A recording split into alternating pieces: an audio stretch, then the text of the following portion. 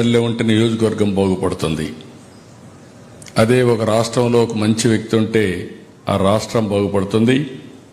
ఒక కంపెనీకి మంచి సమర్థవంతమైన వ్యక్తి ఉంటే ఆ కంపెనీ బాగుపడుతుంది. అందుకే నేను ఎప్పుడు చెప్పాను, సరైన సమయంలో సరైన ప్లేస్లో సరైన నాయకుడు నరేంద్ర మోడీ గారు అని చెప్పి నేను చాలా స్పష్టంగా చెప్పాను. ఈరోజు మనం అందరం చూస్తున్నాం 11 సంవత్సరాలు. ఈ 11 సంవత్సరాల్లో 11వ ఆర్థిక వ్యవస్థగా మన దేశం ఉంటే 4వ అతిపెద్ద ఆర్థిక వ్యవస్థగా వచ్చింది. అదే సమయంలో ఇంకొక సంవత్సరానికి మనం 3వ ఆర్థిక పెద్ద వ్యవస్థగా తయారవుతాం. 2038కి 2వ ఆర్థిక పెద్ద వ్యవస్థగా తయారవుతాం. 2047కి నెంబర్ 1గా భారతదేశం తయారవుతుంది. ఈ నమ్మకాన్ని కలిగించాడంటే, ఒక విశ్వాసాన్ని కలిగించారంటే అది ఒకే ఒక వ్యక్తికి సాధ్యమైంది. అదే నరేంద్ర మోడీ గారిని మరొక్కసారి మీ అందరికీ విజ్ఞప్తి చేస్తున్నా. వికసిత్ భారత్, పేదరికం లేని సమాజాన్ని మనం చూడబోతున్నాం. ఆయన మాట్లాడిన ప్రతి మాటలో మీరు చూస్తే పేదరిక నిర్మూలన ఏ విధంగా చేయాలనో దానికోసం ఎక్కువ ప్రాధాన్యత ఇచ్చి అనేక కార్యక్రమాలు చేశారు. ఎప్పుడు కూడా మనం అందరం గుర్తుపెట్టుకోవాల్సిన అవసరం ఉంది. ప్రజాస్వామ్యం మనం అందరం కూడా ఉన్నాం. బ్రిటిష్ వాళ్ళపైన పోరాడాం. ఆ రోజు మీరు చూస్తే మొత్తం మన దేశాన్ని దోపిడీ చేశారు. స్వతంత్ర భారతదేశంలో మనం బాగుపడతామని చెప్పి ఆకాంక్షించాం. కానీ ఇన్ని సంవత్సరాలుగా జరిగిన పనులు ఇటీవల జరుగుతున్నాయంటే దేశం అవలంబించిన ప్రభుత్వ విధానాలే కారణం. ఈరోజు మన ముందర నిర్మలా సీతారామన్ గారు ఉన్నారు. నేను గర్వపడుతున్నా. ఈ రాష్ట్రంలో ఆడబిడ్డగా దేశానికి సమర్థవంతమైన ఆర్థిక మంత్రిగా పనిచేస్తున్నారు. వారిని మనస్ఫూర్తిగా అభినందిస్తున్నా. నేను కూడా ఎకనామిక్స్ స్టూడెంటే, ఆవిడ కూడా ఎకనామిక్స్ చేశారు.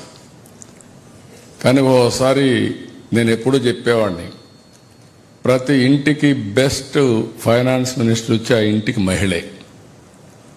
మీరందరూ గుర్తుపెట్టుకోవాలి. ఇంట్లో మగవాళ్ళు బయట తిరుగుతూ ఉంటారు, కానీ ఇల్లు చక్కదిద్దేది, బడ్జెట్ తయారు చేసేది, అది ఎగ్జిక్యూట్ చేసేది ఆడబిడ్డలే తయారు చేస్తారు. చిన్న కుటుంబాలు కానీ పెద్ద కుటుంబాలు కానీ మీకంటే బెస్ట్ ఫైనాన్స్ మినిస్టర్ ఎవరు ఉండరు. అలాంటిది సీతారామన్ గారు ఈరోజు సమర్థవంతంగా, ఈరోజు మీరు ఒక్కసారి చూస్తే ప్రధానమంత్రి గారి నాయకత్వంలో జీఎస్టీ రిఫార్మ్స్ తీసుకొచ్చారు. ఈ నెలలోనే 22 నుంచి అమల్లోకి వస్తాయి. మీ కొనుగోలు శక్తి పెరుగుతుంది, వస్తువుల ధరలు తగ్గుతాయి. దీనివల్ల రాబోయే రోజుల్లో దేశం అభివృద్ధి అవుతుంది. అందుకే ప్రధానమంత్రి గారు ఒకటి చెప్పారు, స్వదేశీ వస్తువుల్ని వాడండి. మనం మ్యానుఫ్యాక్చర్ చేస్తున్నాం, మన వస్తువులు వాడదాం, దాని కావాలంటే క్వాలిటీ పెంచుకుంటూ పోదాం. ఒక రోజున మనం తయారు చేసిన బ్రాండ్లు ప్రపంచం మొత్తం వాడే పరిస్థితి వస్తుంది.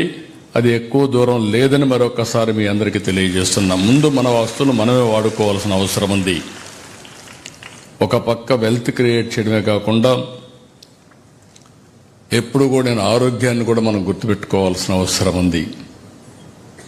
ఒక ఇంట్లో ఒక వ్యక్తికి అనారోగ్యం వస్తే ఆ వ్యక్తి ఒక్కడే బాధపడడు, ఇంట్లో వాళ్ళందరూ బాధపడతారు.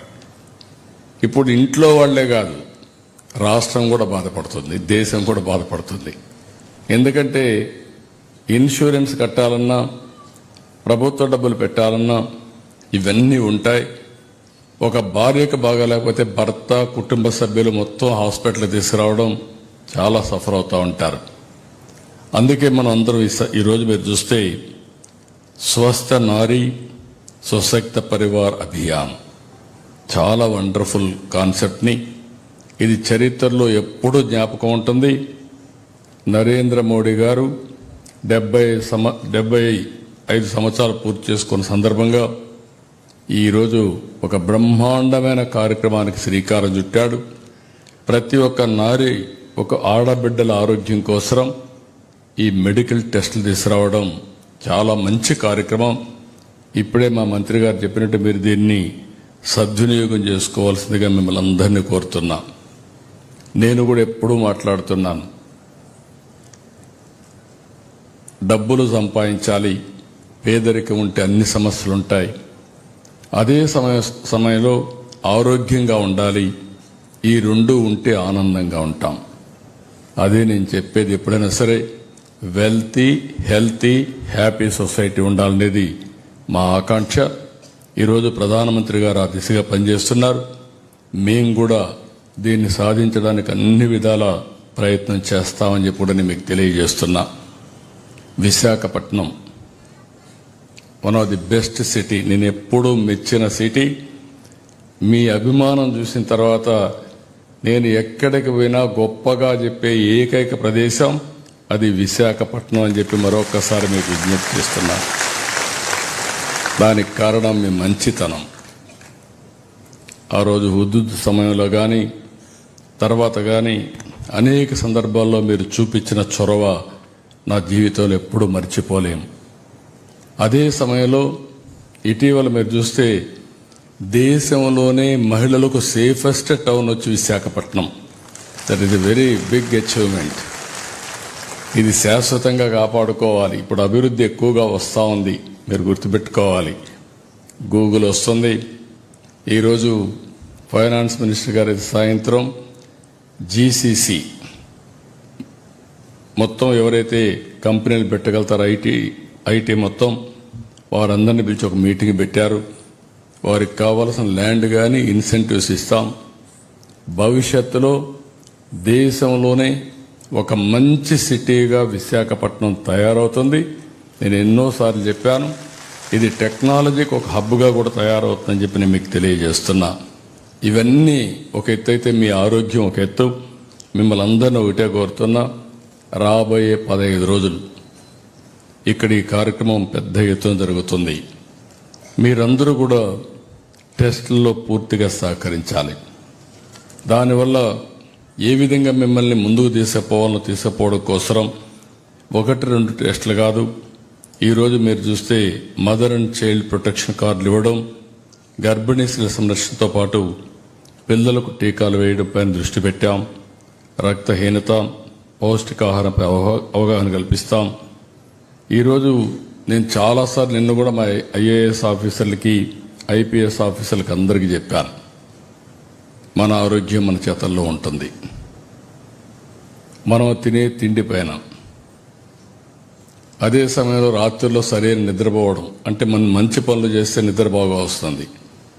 అదే కానీ సరిగా చెడు ఆలోచనలు చేస్తే ఆ చెడు ఆలోచనలు మనల్ని వెంటాడుతూ ఉంటాయి. అదే సమయంలో ఎవ్రీడే యోగా కానీ, ఒక వాకింగ్ కానీ, ఒక అర్ధగంట ఎక్సర్సైజ్ చేయడం, మంచి పని చేయడం, ఈ 3 చేయగలిగితే ఈరోజు మీరందరూ ఒక సంకల్పం తీసుకోవాల్సిన అవసరం ఉంది.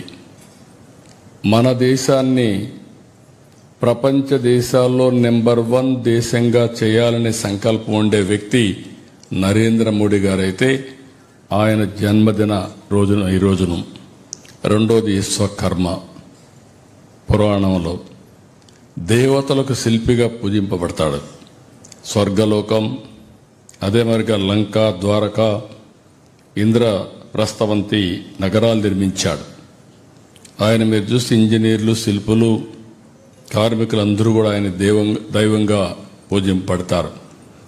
ఇలాంటి చరిత్ర పురుషులు ఈరోజు జన్మించిన రోజు. ఇది ఒక హిస్టారికల్ డే అని చెప్పి కూడా మీకు తెలియజేస్తున్నా. ఈ రోజున మీరు సంకల్పం చేయాల్సింది మీ ఆరోగ్యాన్ని బాగా పెట్టుకుంటామని, పీరియాడికల్గా టెస్టులు ఇవన్నీ చేసుకుంటామని చెప్పి మీరు ఆలోచించాల్సిన అవసరం ఉంది. ఒక చిన్న విషయం మీరు ఒకసారి చూస్తే అందరూ మాట్లాడుతున్నారు, ఆయిల్ తగ్గించమని, షుగర్ తగ్గించమని, అదే మరిగా ఉప్పు తగ్గించమని. 3 ఈ 3 తగ్గిస్తే చాలా వరకు మనకు ఏదైతే ఆరోగ్యం చాలా వరకు ఇంప్రూవ్ అయ్యే పరిస్థితి వస్తుంది.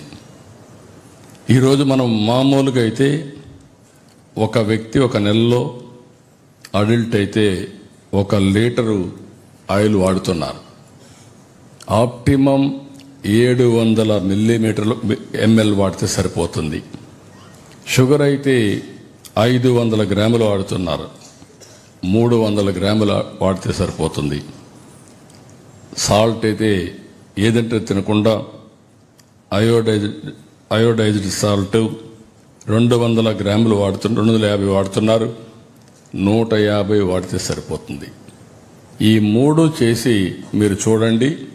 మీ ఆరోగ్యం ఇంప్రూవ్ కాకపోతే నన్ను అడగమని మరొక్కసారి మీ అందరినీ కోరుతున్నా. ఇవి చిన్న చిన్న చిట్కాలే కానీ చాలా వరకు ఇవన్నీ కూడా పనిచేస్తాయి.